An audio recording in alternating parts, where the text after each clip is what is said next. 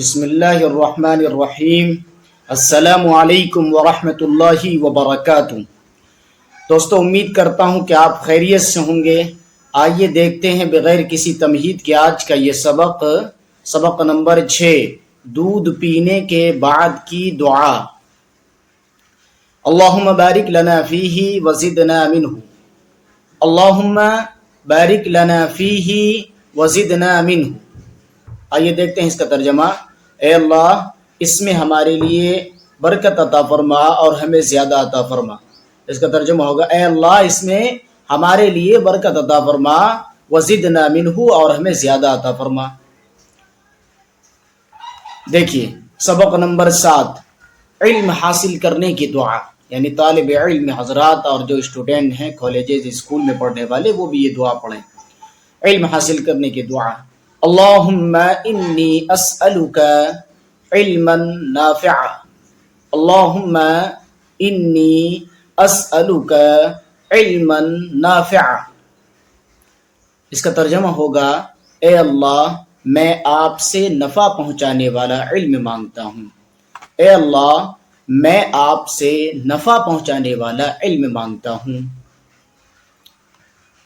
دیکھیں سبق نمبر 8، سونے سے پہلے کی دعا۔ جب ہم سونے لگیں تو یہ دعا پڑھیں، اللہم بسمک اموت و احیا، اللہم بسمک اموت و احیا۔ اے اللہ، میں تیرے ہی نام سے مرتا ہوں اور جیتا ہوں۔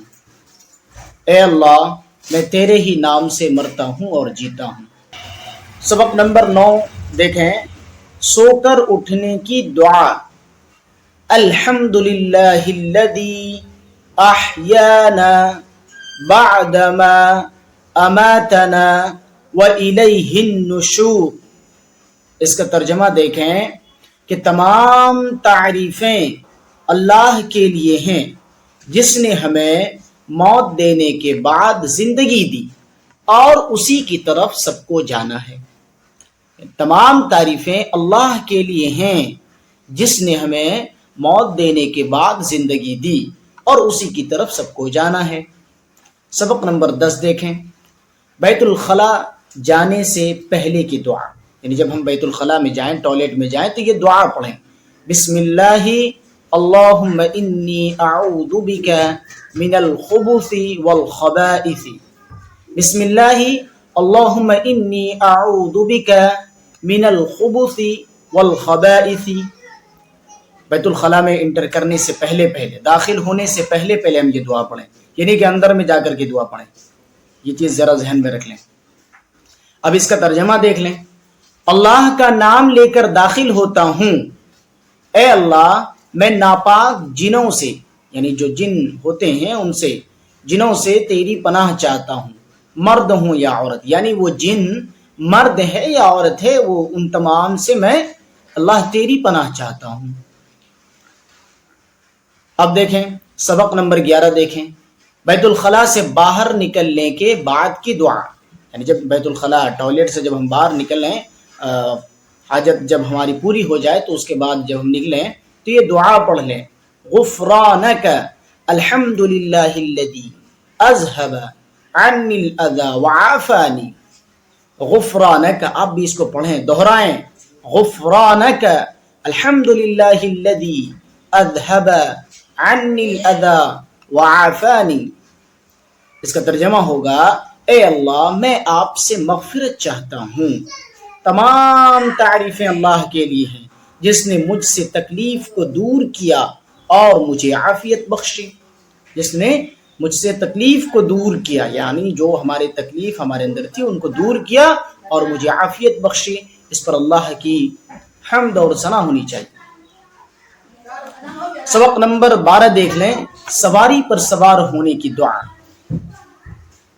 سبحان الذی سخر لنا ھذا وما كنا له مقرنین وإنا إلی ربنا لمنقلبون۔ اس دعا کو یاد کر لیں اور جب بھی ہم سواری پر سوار ہوں یہ دعا پڑھیں، سبحان الذی سخر لنا ھذا وما كنا له مقرنین وَإِنَّا إِلَىٰ رَبِّنَا لَمُنْقَلِبُونَ۔ اب اس کا ترجمہ بھی دیکھ لیں کہ پاک ہے وہ ذات جس نے اس سواری کو ہمارے قبضے میں دے دیا، ورنہ ہم اس کو اپنے قابو میں کرنے والے نہ تھے، بلا شبہ ہم کو اپنے رب کی طرف لوٹ کر جانا ہے۔ وَإِنَّا إِلَىٰ رَبِّنَا لَمُنْقَلِبُونَ، بلا شبہ ہم کو اپنے رب کی طرف لوٹ کر جانا ہے۔ سبق نمبر 13، خاص خاص موقعوں پر کہے جانے والے مسنون کلمات۔ اب دیکھیں، کسی مسلمان سے ملے تو سلام کریں۔ مسلمانوں کے جو حالات اور جو ویوہار ہونے چاہیے تھے ویسا نہیں ہے، ہم لوگوں کو اس کو دور کرنے کی ضرورت ہے۔ دیکھیے، جب ہم کسی مسلمان سے ملے، چاہے ہم اس کو جانتے ہوں یا نہ جانتے ہوں، بس وہ مسلمان ہو، اس کو سلام کریں۔ السلام علیکم، سلام کس طرح کرنا چاہیے وہ بھی ذرا دیکھ لیں۔ السلام علیکم ورحمۃ اللہ وبرکاتہ، اس طرح سے سلام کرنا چاہیے، ورنہ آج کا طریقہ کیا ہے؟ السلام علیکم، اس طرح سے سلام نہیں کرنا چاہیے۔ السلام علیکم ورحمۃ اللہ وبرکاتہ، اس کا ترجمہ بھی ذرا ذہن میں رکھ لیں۔ تم پر سلامتی ہو اور اللہ کی رحمت ہو اور اس کی برکتیں ہوں۔ تم پر سلامتی ہو اور اللہ کی رحمت اور اس کی برکتیں ہوں۔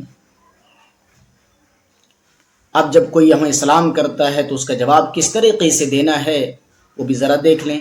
کوئی مسلمان سلام کرے تو جواب یہ دیں، تو یہ جواب دیں، وعلیکم السلام ورحمۃ اللہ وبرکاتہ، ورنہ آج تک ایسا ہوتا وعلیکم السلام، اس طرح سے نہیں کرنا ہے میرے دوست۔ وعلیکم السلام ورحمۃ اللہ وبرکاتہ، اس کا ترجمہ بھی دیکھ لیں، اور تم پر بھی سلامتی ہو اور اللہ کی رحمت اور اس کی برکتیں ہوں۔